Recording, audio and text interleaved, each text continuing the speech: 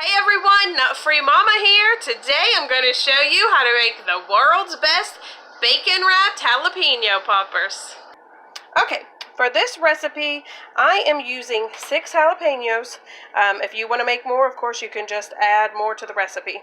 So you want to cut those lengthwise in half and seed them and cut the tips off and just get all the membranes out just to make more room.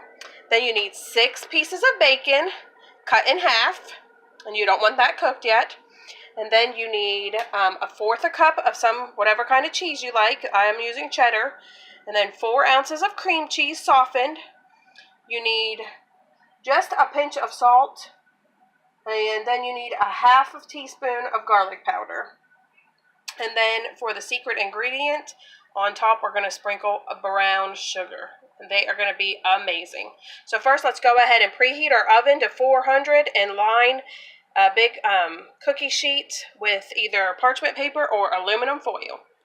Alright, next let's go ahead and mix our salt, our garlic powder, cheese, and cream cheese all together until it's well incorporated. Alright, that looks pretty good, so let's go ahead and fill up our jalapenos. Alright, those are all stuffed. Now we are just going to wrap them in our bacon. Alright, those are all wrapped, and now we are just going to sprinkle the top of every one with some brown sugar. Alright, you can use as little or as much brown sugar as you want.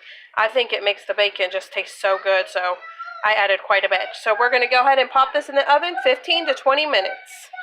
You may have to check it in between and empty some of the grease. Alright, these are out of the oven and they smell amazing.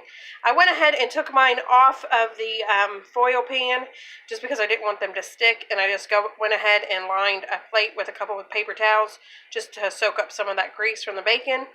And then when they cool off, we'll have a little taste. Of course, taste tester's probably not going to taste these. They're a little too hot for him. Alright guys, I cut one open and I'm going to taste it and be the taste tester.